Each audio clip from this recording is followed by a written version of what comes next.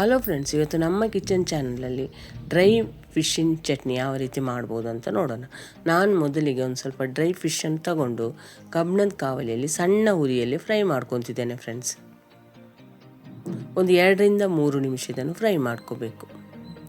Friends, ಯಾರಾದರೂ ನಮ್ಮ kitchen ಚಾನಲನ್ನು ಹೊಸದಾಗಿ ನೋಡೋದಾದರೆ ಈ ಚಾನಲನ್ನು ಸಬ್ಸ್ಕ್ರೈಬ್ ಮಾಡ್ಕೊಳ್ಳಿ. ಬೆಲ್ ಐಕಾನ್ ಆಲ್ ಸೆಟ್ ಮಾಡಿದರೆ ನಾನು ಮಾಡೋ ವಿಡಿಯೋ ನಿಮಗೆ ನೋಟಿಫಿಕೇಷನಲ್ಲಿ ಬಂದುಬಿಡುತ್ತೆ ಫ್ರೆಂಡ್ಸ್. ಇಷ್ಟು ಫ್ರೈ ಆದರೆ ಸಾಕು ಫ್ರೆಂಡ್ಸ್. ಈಗ ಇಲ್ಲೊಂದು ಮಿಕ್ಸಿ ಜಾರ್ ತೊಗೊಂಡು ಅದಕ್ಕೆ ಖಾರಕ್ಕೆ ಅನುಗುಣವಾಗಿ 4-5 ಬ್ಯಾಡಗಿ ಮೆಣಸಿನ್ಕಾಯಿ, ಒಂದು ಅರ್ಧ ಇಂಚಷ್ಟು ಹುಣಸೆ ಹಣ್ಣು, ಒಂದು ಗೆಡ್ಡೆ ಬೆಳ್ಳುಳ್ಳಿ ಮತ್ತು ರುಚಿಗೆ ನೋಡಿಕೊಂಡು ಉಪ್ಪನ್ನು ಸೇರಿಸ್ಕೊರಿ. ಯಾಕಂದರೆ ಫಿಶ್ನಲ್ಲೂ ಸ್ವಲ್ಪ ಉಪ್ಪಿರುವುದರಿಂದ ಭಾಳ ಉಪ್ಪನ್ನು ಈಗಲೇ ಸೇರಿಸ್ಕೊಳ್ಳೋದೇನು ಬೇಡ ಫ್ರೆಂಡ್ಸ್. ಈ ಚಟ್ನಿ ಸಾಮಾನ್ಯವಾಗಿ ಬಿಸಿ ಬಿಸಿ ಅನ್ನದ ಜೊತೆ ಬಾಯ್ಲ್ಡ್ ರೈಸ್ ಜೊತೆ ತುಂಬ ರುಚಿಯಾಗಿರುತ್ತೆ ಫ್ರೆಂಡ್ಸ್.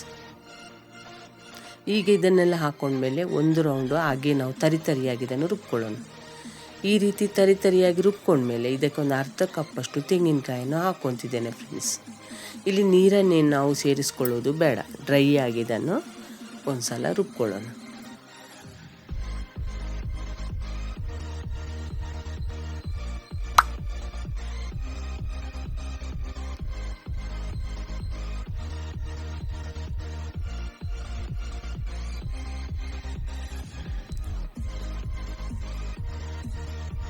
ಇಷ್ಟಾದರೆ ಸಾಕು. ಆವಾಗಲೇ ನಾವು ಹುರಿದಿಟ್ಟಿರುವಂಥ ಒಣ ಮೀನನ್ನು ಒಂದು ಪಾತ್ರೆಗೆ ಹಾಕ್ಕೊಂಡು ಒಂದು ಸ್ವಲ್ಪ ಈಗ ತೊಳಿಬೇಕು ಫ್ರೆಂಡ್ಸ್.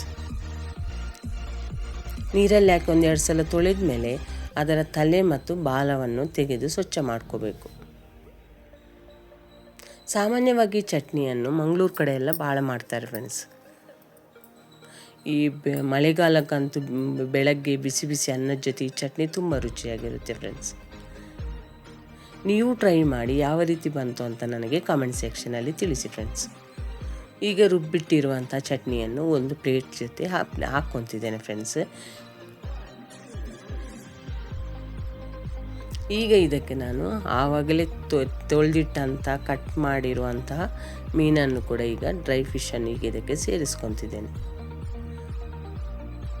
ಸೇರಿಸ್ಕೊಂಡು ಒಂದು ಸಲ ಚೆನ್ನಾಗಿ ಮಿಕ್ಸ್ ಮಾಡ್ಕೊಳ್ಳೋಣ.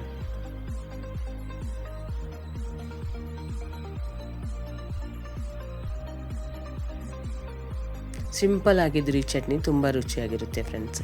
ಇಷ್ಟ ಆದರೆ ಲೈಕ್ ಮಾಡಿ, ಶೇರ್ ಮಾಡಿ, ಆದಷ್ಟು ನಮ್ಮ ಚಾನಲನ್ನು ಸಪೋರ್ಟ್ ಮಾಡಿ ಫ್ರೆಂಡ್ಸ್.